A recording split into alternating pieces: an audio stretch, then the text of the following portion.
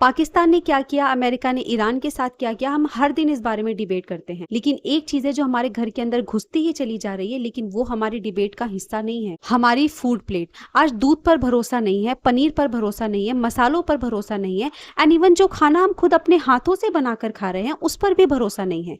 तो हमारे खाने में जो कंटिन्यूसली मिलावट आ रही है उसका जिम्मेदार कौन है? Obviously food safety and standards authority of India यानी FSSAI, जो हमें इस चीज की गारंटी देते हैं कि हमारे प्लेट में जो खाना आ रहा है वो 100% सेफ हो और हमारे खाने लायक हो। लेकिन जब मार्केट से बार बार अडल्ट्रेटेड दूध, नकली पनीर, नकली मसाले पकड़े जाते हैं तो सवाल ये उठता है कि इसकी जिम्मेदारी कौन लेगा? गेटकीपर सच में सो रहा था या सिर्फ उसने आंखें बंद करके अंधे बनने का नाटक किया था? जैसे ही फेस्टिवल्स आते हैं रेट्स की खबरों से न्यूज़पेपर्स भर जाते हैं। हर दिवाली पर नकली घी मिलता है, हर होली पर नकली मावा मिलता है, लेकिन बाकी बचे महीनों में फसाई कर क्या रहा होता है? और यहाँ पर सबसे बड़ी चिंता की बात तो ये है कि कई बार फूड टेस्टिंग और लेबोरेटरीज की कैपेसिटीज पर भी सवाल उठाए गए हैं। तो नॉर्मल सी बात है कि अगर टेस्टिंग का सिस्टम ही कमजोर है तो अप्रूवल का स्टैम्प कैसे मजबूत हो सकता है? आज सिस्टम की सबसे बड़ी सच्चाई तो ये है कि उनका फोकस पब्लिक हेल्थ से ज्यादा पेपर वर्क पर रहता है। लाइसेंस इजिली मिल जाता है, स्टैम्प्स मिल जाते हैं, सर्टिफिकेट्स मिल जाते हैं, लेकिन वही सर्टिफिकेट्स और अप्रूवल्स कस्टमर्स की प्लेट तक पहुंचते पहुंचते करप्ट हो जाते हैं। तब क्वालिटी कहाँ गायब हो जाती है कोई नहीं जानता, लेकिन जब कोई बड़ी ट्रेजेडी हो जाती है तो सो कॉल्ड सैंपल्स लेने के बहाने किए जाते हैं। कुछ को नोटिस भेजे जाते हैं, कुछ पर टैक्स भी लगाए जाते हैं